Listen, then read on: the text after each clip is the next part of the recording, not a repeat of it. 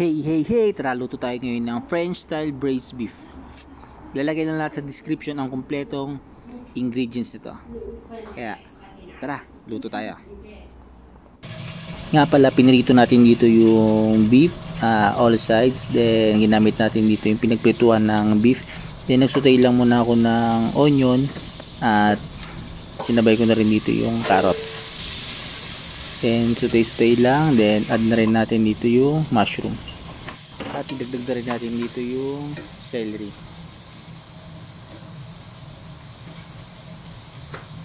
Then, mix lang natin siya. Then, i-prepare na rin natin dito yung gagamitin nating balsamic at red wine. At balikan natin itong ating niluluto. Isusutay lang natin mga 5 minutes. Then, gusto kong hiwalay dito yung 322 pieces na mushroom. Joke lang. Ihiwalay lang natin dahil gusto ko ilalagay sa last part para medyo buo pa rin siya. Then, add natin yung garlic at beef natin. At hayaan lang natin masutay.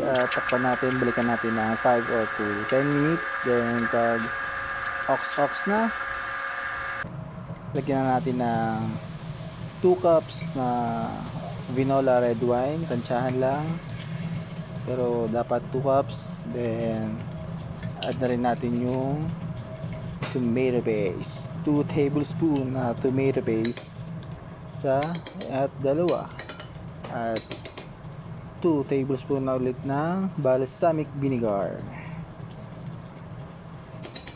Yan, then mix lang ulit natin.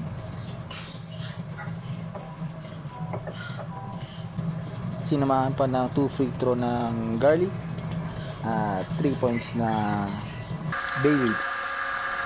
Then lagyan natin ng water, then pakuluan lang natin, then lagyan natin ng black pepper at white pepper. Then sunod na natin dyan yung ating onion powder. Kapag ox na ay, hindi pa pala okay kasi maglalagay pa tayo ng rosemary.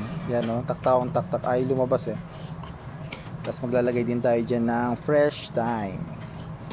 Yan, para pang French style yung ating beef stew, pang dikdikan na beef stew. At pinch of salt, dahil dito sa Saudi ang salt ay merong expiration tulad ng mga etlog. Then yan, i-mix lang natin hanggang sa mahalo. At nung tinikman nga, approve kay Boss Jeff. At tatakpan na natin yan.